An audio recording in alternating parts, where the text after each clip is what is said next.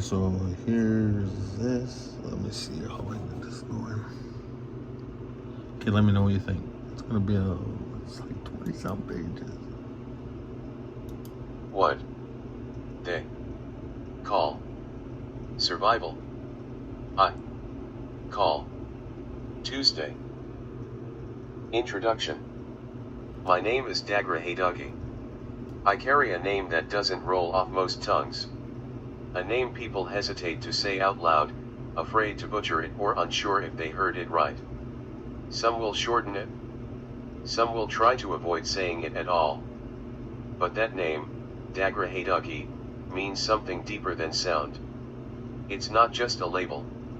It's not just a string of syllables to fill out a form. It's a story. It's a spirit. It's a responsibility. I'm a father first. And always. My kids are my compass even when I'm lost, even when I feel like I'm failing, they point me north. Everything I do, every late night hustle, every book cracked open, every tear swallowed is for them. To prove that you don't stop becoming. That even broken men can build. I'm a chef by trade, but more importantly, I'm a survivor. And that's not some romantic, underdog tale. It's just the truth. I've seen the back of kitchens when the lights go out. I've felt the heat of the line in July, sweating through my soul for a dish no one will remember. I've butchered meat, shaved heads, cleaned floors, written words I wasn't sure anyone would read. I've held it all together with duct tape, caffeine, and quiet desperation. I've fucked up more times than I can count. I've broken hearts including my own. I've walked away from things I should have fought for and fought for things I should have walked away from. I've been the villain.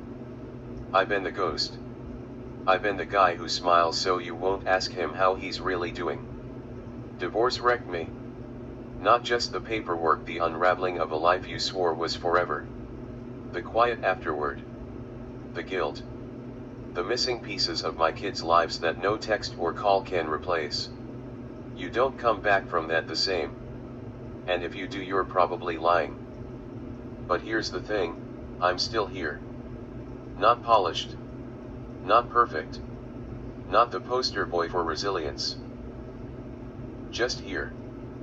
I'm the guy who decided to go back to school in his 40s not because it made sense, but because I got tired of living in survival mode.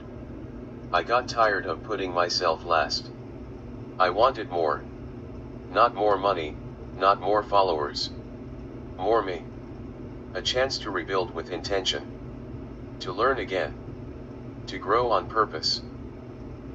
Somewhere along the road, I stopped asking why it happened and started trying to survive it.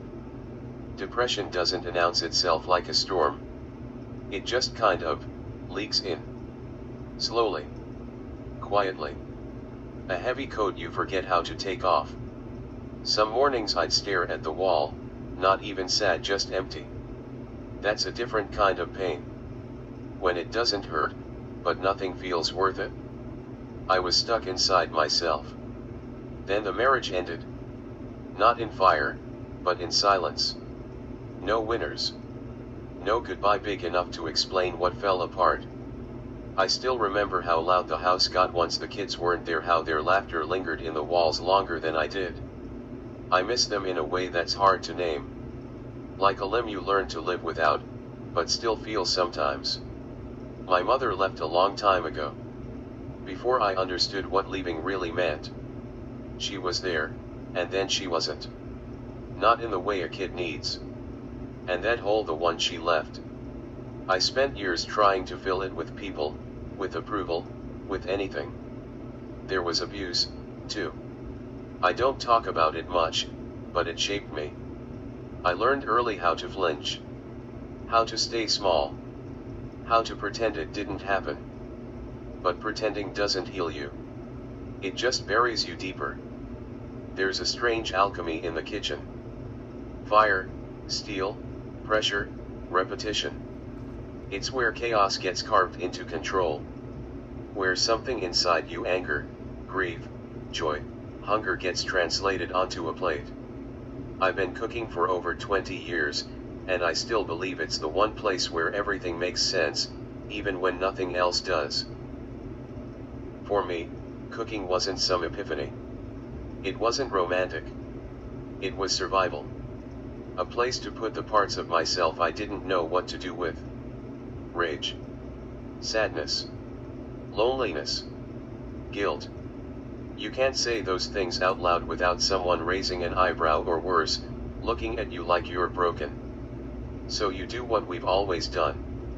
You keep it moving. You show up. You dice onions like your life depends on it. Sometimes, it does. Philosophies according to Chef Bourdain.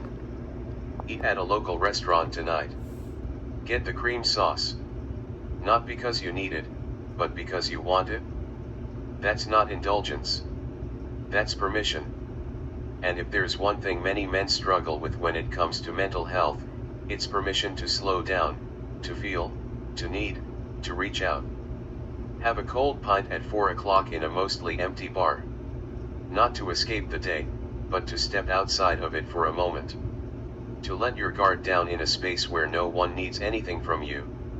Go somewhere you've never been. So much of the male experience is spent locked into roles: provider, protector, fixer. But mental health doesn't grow in repetition. It grows in curiosity. In allowing yourself to be more than the sum of expectations. Listen to someone you think you have nothing in common with. Men are often taught to compete first, connect later. But connection is what we're wired for. You don't have to win the conversation. You just have to be in it. Order the steak rare. Eat an oyster.